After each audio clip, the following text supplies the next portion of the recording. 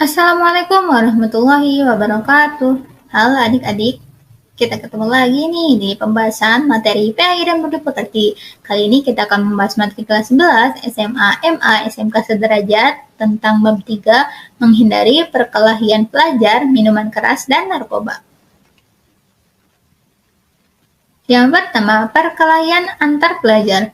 Perkelahian antar pelajar atau remaja adalah suatu bentuk tindakan kekerasan atau agresi yang dilakukan oleh suatu kelompok pelajar dengan kelompok pelajar yang lain, yang berusaha untuk menyingkirkan pihak lawan dengan menghancurkan atau membuat pihak mereka tidak berdaya. Makna dari tawuran pelajar adalah perkelahian yang melibatkan banyak pelajar, atau perkelahian yang dilakukan oleh sekelompok orang yang mana perkelahian tersebut dilakukan oleh orang yang sedang berstatus sebagai pelajar. Secara psikologis, perkelahian yang melibatkan pelajar usia remaja digolongkan sebagai salah satu bentuk kenakalan remaja. Kenakalan remaja termasuk perkelahian pelajar dapat dibagi menjadi dua jenis. Yang pertama ada delikuensi situasional, yakni perkelahian terjadi karena adanya situasi yang mengharuskan mereka untuk berkelahi, dan yang kedua delikuensi sistematik, yakni para pelajar yang terlibat dalam perkelahian itu berada di dalam suatu organisasi tertentu atau geng yang memiliki aturan dan kebiasaan tertentu yang harus diikuti oleh anggotanya, termasuk berkelahi, melukai, mencuri, dan tindak pidana yang lainnya.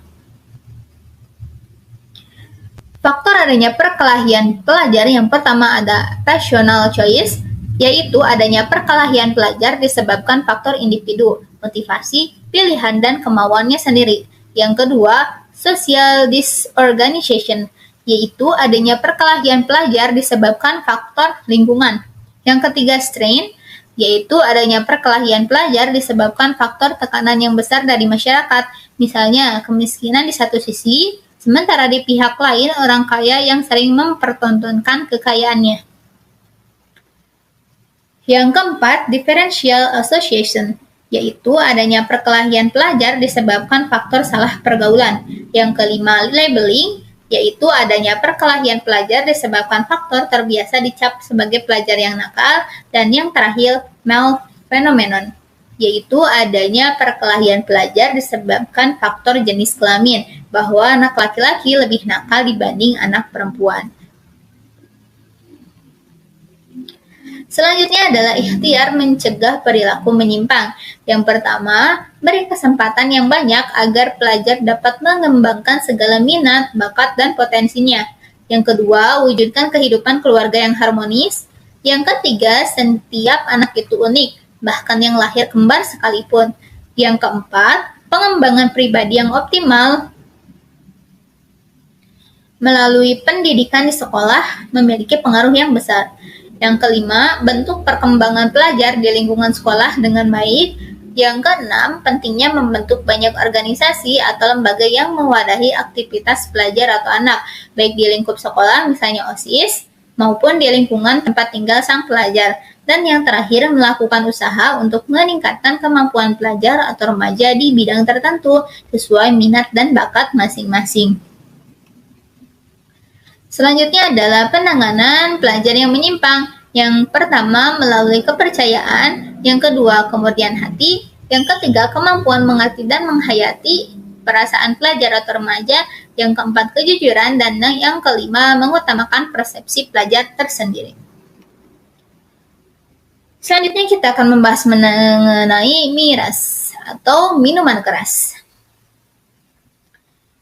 Miras sendiri kalau di dalam bahasa Arab adalah khamar. Khamar adalah jenis minuman dan makanan yang dapat memabukkan dan menghilangkan kesadaran seseorang. Makna lainnya adalah segala apapun yang memabukkan atau merusak akal sehat. Jenis-jenis obat, psikotropika, dan narkotika, meski tidak mengandung alkohol, ia tetapi haram digunakan, sebab dampak negatifnya sangat buruk sekali, baik dilihat dari sisi akal pikiran, kesehatan, harta benda, maupun kepribadian bagi semua. Adapun dalil dari miras tersendiri adalah di dalam Quran Surat Al-Maidah ayat 90 sampai ayat 91. Adapun sikap terhadap Homer, yang pertama, tidak coba-coba memakai atau meminum khamar. Yang kedua, bagi pihak yang berperan dalam pembinaan umat, pentingnya melakukan pentahapan dari mulai yang ringan, sedang, dan berat. Dan yang ketiga, mengedepankan pola hidup bersih lahir batin, menjauhi sikap dan perilaku yang menjadikan kehidupan rugi secara cepat dan drastis. Selanjutnya adalah narkoba. Ditinjau dari Islam, istilah narkoba di dalam Al-Quran memang tidak ditemukan padanannya. Istilah ini didekati melalui kias, yakni satu masalah yang belum ada nasnya dicarikan padanan dengan masalah yang sudah ada nasnya, disebabkan persamaan ilat atau sebab, landasan, dan motivasi hukum. Dalam hal narkoba, maka disamakan dengan khamar karena sama-sama memabukkan dan membahayakan atau merugikan. Oleh karena itu, narkoba disamakan dengan khamar. Khamar adalah jenis minuman dan makanan yang dapat memabukkan dan menghilangkan kesadaran seseorang.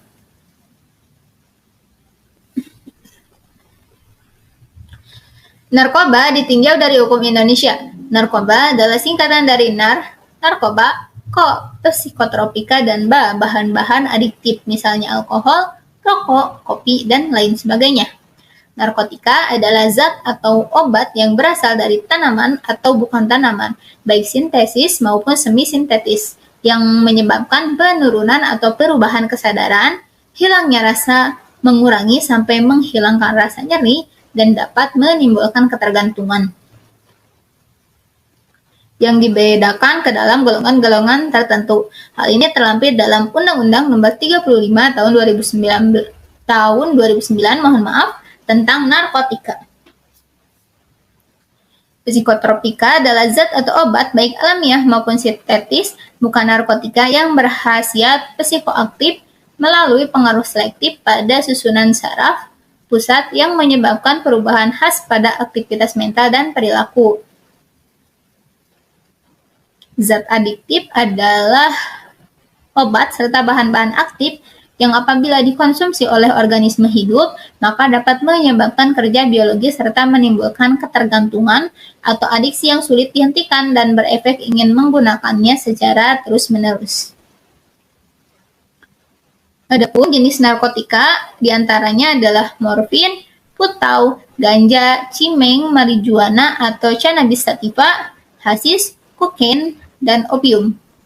Adapun jenis psikotropika adalah amfetamin, sabu, obat tidur atau obat penenang, ais, dan inhalansia.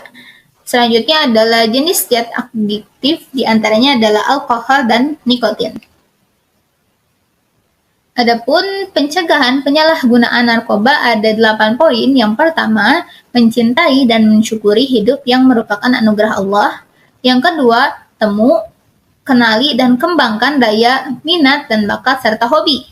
Yang ketiga, setiap orang memiliki problem tersendiri, hadapi dan cari solusinya dengan benar, jangan malah dihindari dan lari dari masalah, apalagi pelariannya ke narkoba. Yang keempat, memiliki teman akrab itu pilihan, hanya yang menjadi masalah adalah mengorbankan diri demi pertemanan, padahal jelas-jelas itu tidak benar, dibuai oleh ajakan, bujukan, dan paksaan teman.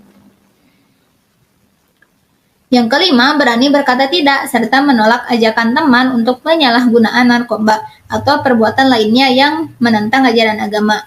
Yang keenam, pencegahan penyalahgunaan narkoba dimulai dari lingkungan orang tua atau keluarga, sekolah, komunitas, tempat kerja, sampai pada masyarakat luas.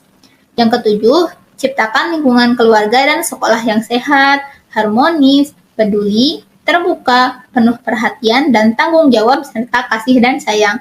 Dan yang terakhir, jangan merokok dan minum minuman keras, karena menjadi pintu awal penyalahgunaan narkoba. Baik, cukup sekian pembahasan kali ini. Semoga bermanfaat. Jangan lupa like, komen, dan subscribe. Mohon maaf apabila ada kesalahan. Wassalamualaikum warahmatullahi wabarakatuh.